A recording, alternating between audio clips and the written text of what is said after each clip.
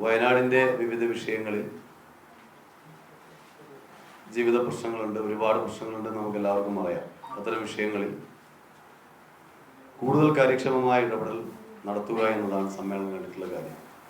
പ്രത്യേകിച്ച് വയനാട് ഏറ്റവും അതിരൂക്ഷമായി അനുഭവിച്ചുകൊണ്ടിരിക്കുന്ന വന്യമൃഗ ആക്രമണവുമായി ബന്ധപ്പെട്ടുകൊണ്ടുള്ള പ്രശ്നങ്ങൾ, അതിൽ കേന്ദ്ര ഗവൺമെന്റിനോട് നിരവധിയായ തവണ 1972 നിയമ ഭേദഗതി നമ്മൾ ആവശ്യപ്പെട്ടുകൊണ്ടേയിരിക്കുകയാണ്. നിയമസഭ പ്രമേയം പാസാക്കി ആവശ്യപ്പെട്ടു. നിരവധിയായ തവണ കേന്ദ്ര മന്ത്രിസഭയിലേക്ക്, കേന്ദ്ര വനം വകുപ്പ് മന്ത്രിക്ക്, പ്രധാനമന്ത്രിക്കൊക്കെയും സംസ്ഥാന ഗവൺമെന്റ് എന്ന നിലയിൽ നിവേദനവും ആവശ്യവും സമർപ്പിക്കുന്ന സാഹചര്യമുണ്ടായി. എന്നാൽ 72 നിയമത്തിൽ ഭേദഗതി വരുത്താൻ വേണ്ടി തയ്യാറാവാൻ സ്ഥിതിയാണുള്ളത്. അതോടൊപ്പം തന്നെ താൽക്കാലിക പരിഹാരം എന്ന നിലയിൽ ചില പദ്ധതികൾ കേരളം സമർപ്പിച്ചതാണ്. ആദ്യം 620 കോടി രൂപയുടെ പദ്ധതി, പിന്നീട് 1000 കോടി രൂപയുടെ പദ്ധതി. ആ പദ്ധതികൾക്കും അംഗീകാരം നൽകാൻ കേന്ദ്ര ഗവൺമെന്റ് തയ്യാറാകുന്നില്ല. അപ്പോൾ വന്യമൃഗശല്യം പരിഹരിക്കുക എന്നത് നാടിൻ്റെ ആവശ്യമാണ് എന്ന് കണ്ടുകൊണ്ട് തന്നെ യോജിക്കാവുന്ന മുഴുവൻ ആളുകളുമായി യോജിച്ചുകൊണ്ടുള്ള പ്രക്ഷോഭങ്ങൾ നടത്താൻ വേണ്ടിയാണ് പാർട്ടി തീരുമാനമെടുത്തിട്ടുള്ളത്. പ്രത്യേകിച്ച് ശാശ്വത പരിഹാരത്തിന് അനിവാര്യം 72 നിയമ ഭേദഗതി തന്നെയാണ്. ഇതിന് എണ്ണം വർദ്ധിക്കുന്നു. മനുഷ്യവാസ കേന്ദ്രങ്ങളിലേക്ക് ഇറങ്ങുന്ന വന്യമൃഗങ്ങളെ പിടികൂടേണ്ടതുണ്ട്. മനുഷ്യരെ കൊല്ലുന്ന മൃഗങ്ങളെ ഉന്മൂലനം ചെയ്യേണ്ടതായിട്ടുണ്ട്. എന്നാൽ മാത്രമേ ഇത് തടയാൻ വേണ്ടി കഴിയുകയുള്ളൂ. അതിൽ ആ നിലയിലുള്ള ഒരു നില, അതിനുള്ള അധികാരം സംസ്ഥാനങ്ങൾക്കോ ജില്ലാതലത്തിൽ തന്നെയുള്ള ഫോറസ്റ്റ് ഉദ്യോഗസ്ഥർക്ക് ഉൾപ്പെടെ നൽകേണ്ടതായിട്ടുണ്ട്. എന്നാൽ മാത്രമേ പെട്ടെന്ന് തീരുമാനം എടുക്കാൻ കഴിയുള്ളൂ. ഇത് തീരുമാനങ്ങൾ എടുക്കാൻ തന്നെ ഒരുപാട് സമയം വൈകുന്ന സാഹചര്യം. ഞാനത് വിശദാംശത്തിൽ കിടക്കുകയല്ല. വന്യമൃഗശല്യം ആ നിലയിൽ മാത്രമേ ശാശ്വത പരിഹാരം കാണാൻ കഴിയൂ. അത് കാണാൻ കേന്ദ്ര നിയമം അടിയന്തരമായി ഭേദഗതി ചെയ്യണം. അതുപോലെ രാത്രിയാത്രാ നിരോധനം വയനാടിൻ്റെ ഏറ്റവും പ്രധാനപ്പെട്ട പ്രശ്നമാണ്. രാത്രിയായി കഴിഞ്ഞാൽ ജയിലായി വയനാട് മാറുകയാണ്. വയനാട് വികസനത്തെ വലിയ രൂപത്തിൽ ബാധിക്കുന്നു. പല പട്ടണങ്ങളുടെയും മുന്നോട്ട് പോക്കിനെ അത് തടസ്സം സൃഷ്ടിക്കുന്നു. അപ്പോൾ തീർച്ചയായും രാത്രിയാത്രാ നിരോധനം പിൻവലിക്കേണ്ടതായിട്ടുണ്ട്. ആ വിഷയം ഉന്നയിച്ചുകൊണ്ടുള്ള പ്രക്ഷോഭം ഏറ്റെടുക്കാൻ ആലോചിക്കുന്നുണ്ട്. വയനാട് റെയിൽവേയുമായി ബന്ധപ്പെട്ടുകൊണ്ടുള്ള പ്രശ്നങ്ങളുണ്ട്. ബദൽ പാതയുമായി ബന്ധപ്പെട്ടുകൊണ്ടുള്ള പ്രശ്നങ്ങളുണ്ട്.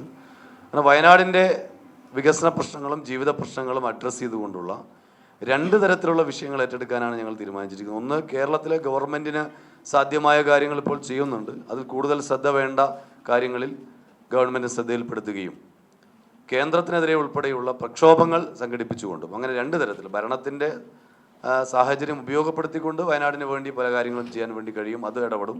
അതോടൊപ്പം പ്രക്ഷോഭപരമായി ഏറ്റെടുത്തുകൊണ്ട് ആ നിലയിലും മുന്നോട്ട് പോകും. ഈ 2 തരത്തിലുള്ള കാര്യങ്ങൾ ഏറ്റെടുക്കാനാണ് പാർട്ടി തീരുമാനം എടുത്തിട്ടുള്ളത്. അതുമായി ബന്ധപ്പെട്ടുകൊണ്ട് പ്രവർത്തനങ്ങൾ മുന്നോട്ട് പോകും. അതോടൊപ്പം തന്നെ വയനാടിൻ്റെ MP ഇത്തരം വിഷയത്തിലൊക്കെ വയനാടിന് വേണ്ടിയുള്ള പ്രവർത്തനങ്ങൾ ലഭിക്കുന്നില്ല എന്നതാണ് ഏറ്റവും പ്രധാനപ്പെട്ട മറ്റൊരു വിഷയം. നമ്മുടെ ദീർഘകാലത്തൊരു അനുഭവം അതാണ്. വയനാടിൻ്റെ ജീവിത പ്രശ്നങ്ങളിൽ ഇടപെടാനും അതിനുവേണ്ടി ശബ്ദിക്കാനും വയനാട് MP തയ്യാറാവുന്നില്ല. നേരത്തെ ശ്രീമാൻ രാഹുൽ ഗാന്ധി ആയാലും ഇപ്പോൾ ശ്രീമതി പ്രിയങ്ക ഗാന്ധി വാദ്രെ ആയാലും ഒരേ നിലപാട് സ്വീകരിക്കുകയാണ്. വന്യമൃഗശല്യവുമായി ബന്ധപ്പെട്ടുകൊണ്ട് പാർലമെൻറ്റിൽ ആവശ്യമായ കാര്യങ്ങൾ ഉന്നയിക്കാൻ ശ്രീമാൻ രാഹുൽ ഗാന്ധി തയ്യാറായിട്ടില്ല. നിയമ ഭേദഗതിക്ക് വേണ്ടി ശബ്ദിക്കുമോ എന്ന് ചോദിക്കുമ്പോൾ അതിന് മുൻകൈ എടുക്കുമെന്ന് പറയാൻ പ്രിയങ്ക വാദ്രയും തയ്യാറാകുന്നില്ല. വയനാടിന് ഏറ്റവും പ്രധാനപ്പെട്ട പ്രശ്നം എന്ന നിലയിലേക്ക് MP നിലപാട് മാറുകയാണ്.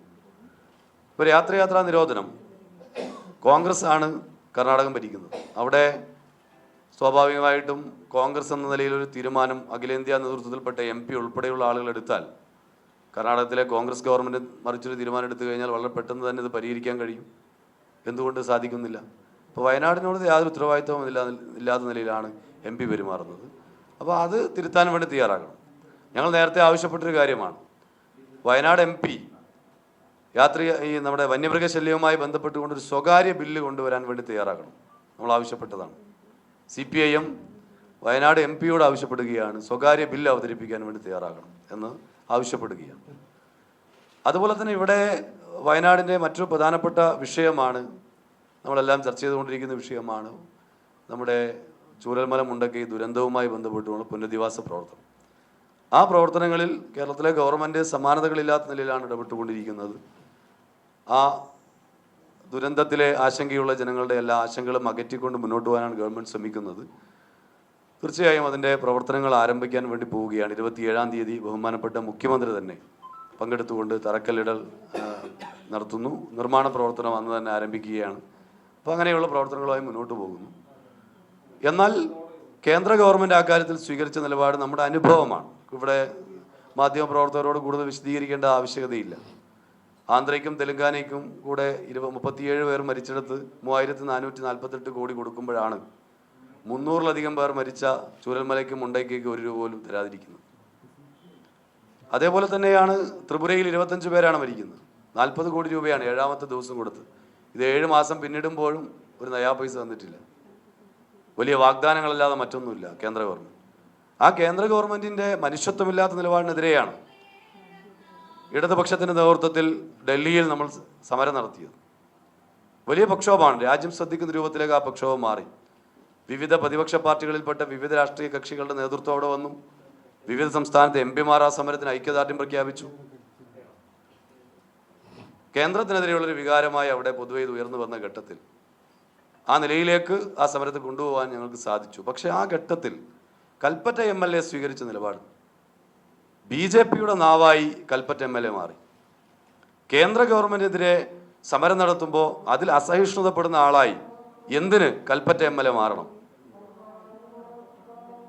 LDFിൻ്റെ നേതൃത്വത്തിൽ അവിടെ സമരം നടക്കുന്ന ദിവസം കൽപ്പറ്റ MLA ഡൽഹിയിലേക്ക് വരികയും അവിടെ വെച്ച് പത്രസമ്മേളനം നടത്തി. അവിടെ ഞങ്ങൾ നടത്തിയ സമരം കേന്ദ്രത്തിനെതിരെയുള്ള സമരമാണ്. കേന്ദ്രം പണം തരാത്തതിനെതിരെയുള്ള സമരമാണ്. ദുരന്തബാധിതർ ഉൾപ്പെടെ പങ്കെടുത്തുകൊണ്ടുള്ള സമരമാണ്. എന്നാൽ അവിടെ കൽപ്പറ്റ MLA വന്നുകൊണ്ട് ഡൽഹിയിൽ പത്രസമ്മേളനം വിളിച്ചുകൊണ്ട് സംസ്ഥാന ഗവൺമെൻറ് കുറ്റപ്പെടുത്തുകയാണ്.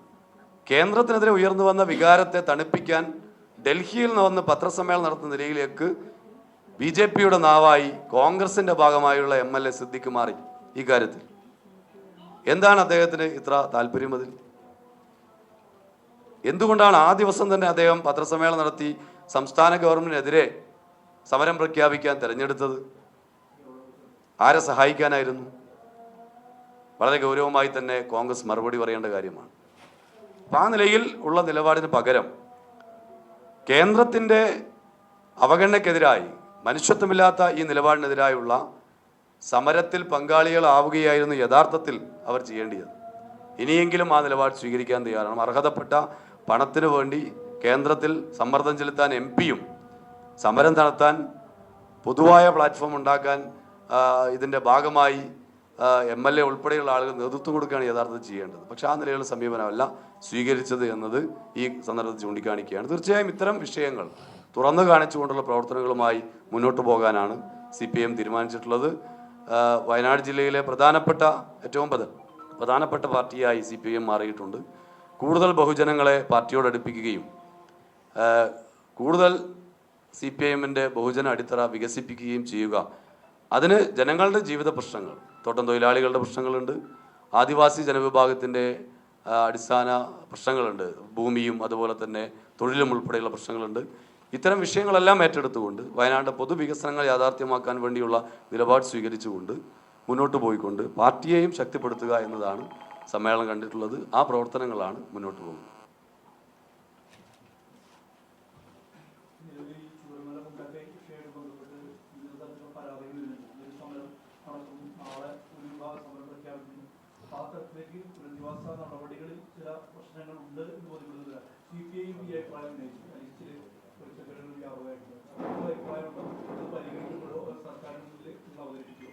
അല്ല, CPIM ആ കാര്യത്തിൽ വളരെ കൃത്യമായ നിലപാട് പറഞ്ഞിട്ടുണ്ട്. അതായത് ഗവൺമെൻറ് തന്നെ ഇതുമായി ബന്ധപ്പെട്ടുകൊണ്ട് മാനദണ്ഡങ്ങൾ പ്രഖ്യാപിച്ചതാണ് നേരത്തെ തന്നെ.